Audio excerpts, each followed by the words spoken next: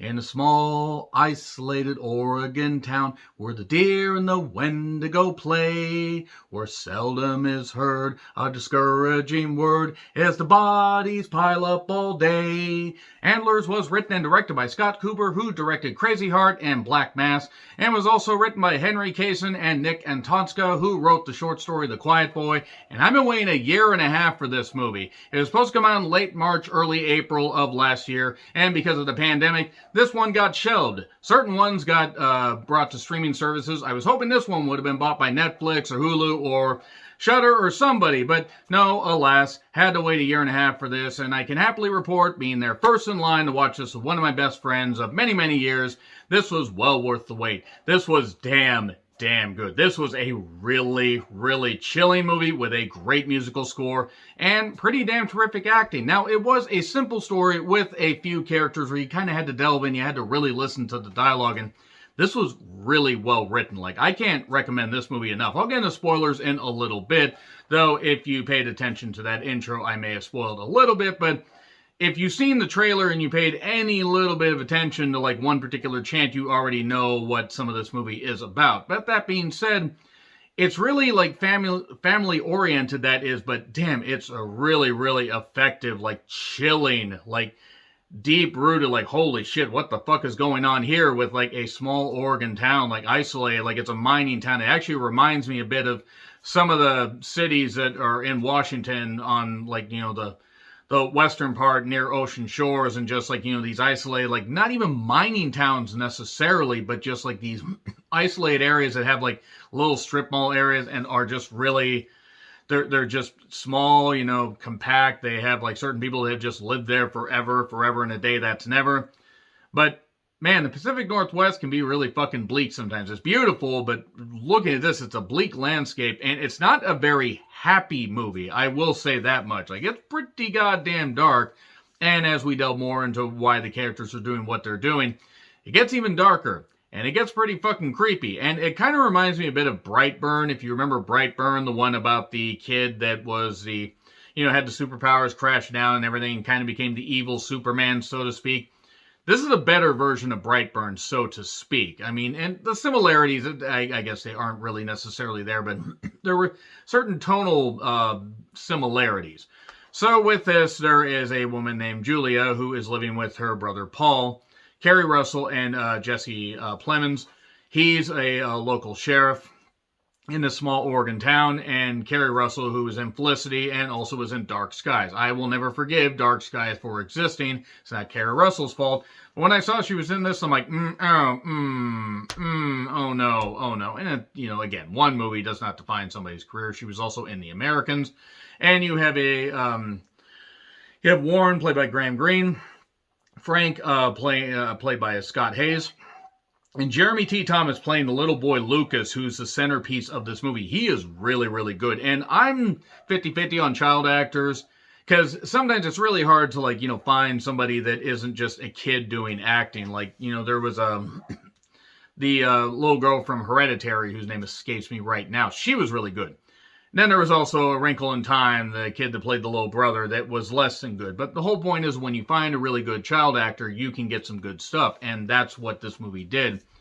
Lucas ends up having a series of events happen in a very quick fashion that lead to him basically having to take care of family members in a certain way. And this leads to a lot of dark shit going on in his life. Since his mother died and stuff is happening with the rest of his family, he feels isolated. He feels asleep. No, I'm sorry. That was just a bad translation for the Metal Gear NES game.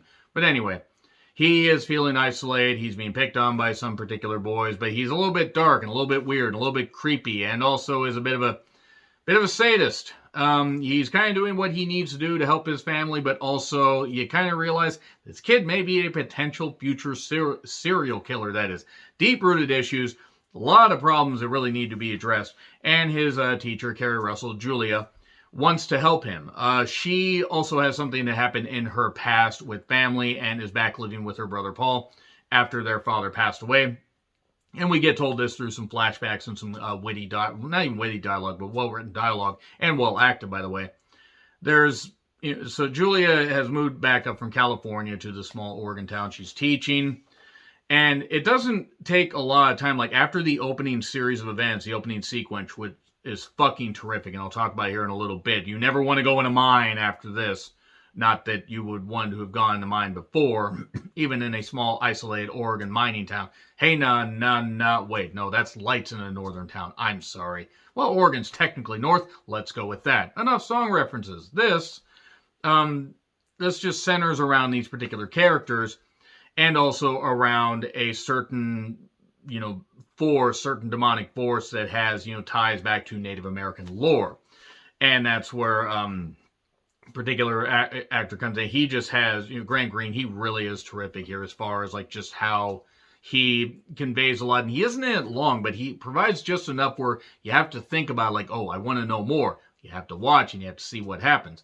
There's also some very effective gore sequences and very effective stuff because things really be going south and really be whack, as the kids say. I'm totally hip with the kids, despite the fact I'm 40 years old and will probably shatter my hip soon. Ha! Let's get old together, folks. We're all getting old soon. We'll have 1 foot in the grave, both feet in the grave, and then we'll wonder, why the fuck did we decide to dig this? So, moving on from that, they, are trying to figure out what's going on because bodies are piling up, like bodies are being dismembered and all this shit's going on. Lucas is at the center of it. And why is Lucas at the center of this? What is happening?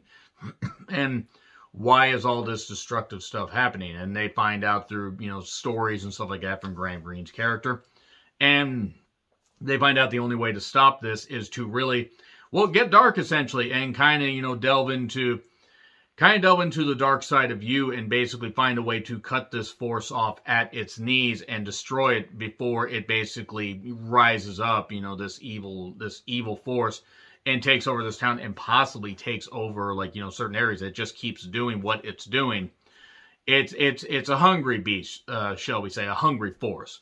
So the score is fucking terrific. The atmosphere is great. Scott Cooper, who directed Crazy Heart, Black Mass, and a few other movies, is really goddamn good. And I think this is his first foray into horror. He hasn't directed too many movies. In fact, I think since Crazy Heart, he's only directed, I think it's his 6th movie. But he understands subtlety. Like, he understands, and like, yes, you obviously have to unleash some stuff and you have to show what is happening. But he also has a way of doing stuff in the background where you just, like, your imagination can run wild. Like, I can sort of see, but what you imagine is a lot scarier. When reveals happen, obviously, it does not necessarily, it doesn't pull its punches necessarily. It doesn't cop out. I gotta admit, it is a bit uneven at times, and you could argue that after the opening sequence, it goes into a bit of a lull to go back to a slow burn, and that might put some people off. But it is definitely worth watching. It is 100% worth watching. Now, Grant, I don't know how it's going to do in theaters. I hope it does very well. It should be out on streaming soon, but I was happy to use one of my remaining passes because who knows when the fuck theaters are going to shut down again because can't imagine they're making too much money. If you watch this in theaters, you should enjoy it. Otherwise, kind of like The Night House, though this had more action than The Night House, but then again, I could have put a laser pen and had my cat run around and it would have had more action than The Night House, though I highly recommend that one. Very fucking terrific, just a slow fucking burn. So slow they forgot to turn the burner on for a while. But Antlers is really, really good and just fucking phenomenal with its atmosphere, its music. The acting's really good as well. Now, it's not a long movie. I think it's like 95 minutes. But it paces itself well, and it pays off well, and even hints at possibly maybe something could be happening. Maybe we could get a sequel, maybe not. Who knows? So I'm getting those spoilers right now. Spoilers. Okay, here we go. It's a Wendigo. It's a fucking Wendigo. The intro probably told you that. Lucas's dad was working in the mine doing some work with one of his friends, and then this weird creature noise happened, and his younger brother was there with him. Lucas was not, and the dad ends up getting poisoned. The friend ends up getting torn apart, completely torn apart. They find his body in pieces. And the dad ends up getting poisoned. We find out a little bit later what happened. And he's just like, he's changing this, like, sick force and everything has gotten him. It's gotten the brother. It hasn't gotten Lucas. And Lucas has this door shuttered closed with nails in the frickin' locks, like thick nails to really make sure that whatever it is can't get out. And it's the dad and the son and his brother locked up there. And he feeds them. He kills animals, like he kills a skunk at one point. He kills other animals. He, found a dead dog that he chased crows away from, packs it in a bag, and takes it back there. And finds a way, to basically feed them. He also finds a way to feed his brother other snacks and everything that he can find. And since he is a kid on his own, the mother passed away, you have to wonder where he's getting his money. Is he stealing the stuff? He's finding a way to take care of his brother because he loves his brother, but he also recognizes the brother's changing too. And he doesn't want to be alone. I mean, what kid would, in all honesty? Meanwhile, with Julia, her and Paul talk, and it turns out that Julia was abused. Very abused by her father, as we get in little flashbacks and stuff like that, centering around a family piano. Gross. But there's kind of dissension there because she ended up running away to get away, and she didn't know if Paul was abused, but she was hoping he not. She hoped he didn't resent her. And Jesse Plemons actually does a really good job here as well. I've seen him in a few movies. But Jeremy T. Thomas, I gotta say, he sort of steals it in the sense where you can understand why he does what he does as a kid. But also as a kid seeing this horrific stuff, seeing his dad transform into a fucking Wendigo, that would naturally make him lock up. He does weird drawings and stuff like that. There's these kids that bully him. This one particular redhead looking similar rather to the one that got his tongue stuck to the fucking, the frozen pole in A Christmas Story. And the fact that I was reminded of A Christmas Story, that means they're going to run the marathon again. I'm going to hate it. But he ends up meeting his end and after this Wendigo escapes because this one particular, school teacher or counselor goes there and goes to the house and says, oh, let me find out. Why is this, let me, get into this door. Oh my God, are you okay? This kid. And then the dad attacks, rips her throat out, rips her face up, just rips her apart and everything. And he eventually starts transforming, and he does the stuff where antlers start to spring out because it's a demonic spirit that transforms people. And if you consume human flesh, you turn into a Wendigo. That's the legend. And from there, he attacks his kid at one point, the bullied kid, the bullying kid, which was really nice. But that was put into the background where, Lucas is running away and panicking. And Julia is trying to, get Paul to help. And there's only 2 cops. This is how small this fucking town is. They have brand new Dodge Chargers. And, they have all this fancy equipment, but they have 2 fucking cops for the whole thing. And his partner ends up getting killed. And what happens is this is after they talk to Graham Greene's character. The partner ends up getting killed in pretty horrific fashion, just with horns right through there after the father is taking the son with him, and Lucas is in the care of Julia and Paul. Well, then Paul gets dispatched, seemingly. Actually, he gets he manages to stab the thing with this friggin' rod that just happens to be in the shed, and gets his arm slashed and stuff like that, and gets patched up by her because apparently she took medical stuff, or she took medical classes while she was in California. And then from there, she ends up, finding Lucas in the mine. And I don't know how the fuck she does this, but what was told in the story was, as much as this Wendigo is an insatiable appetite, you can't possibly feed it. It will just keep eating and eating and eating, but it will also grow weaker. You must tear out its still beating heart. That's what Kerry Russell's character manages to do. She stabs it. And then, this did not look like stabbing at all. Lucas ends up dispatching, helping because he recognizes, oh yeah, this weird fucked up thing really isn't my dad. The monster, by the way, looks fucking terrific. Really fucking terrific. That, great makeup effects. And even there's the face hanging off, in the reveal and stuff like that. And you're like, holy shit. And then it takes face off and it's just this typical Wendigo. It kind of, Del Toro had something, Guillermo Del Toro, and I always screw that name up, so I apologize, but he helped produce this.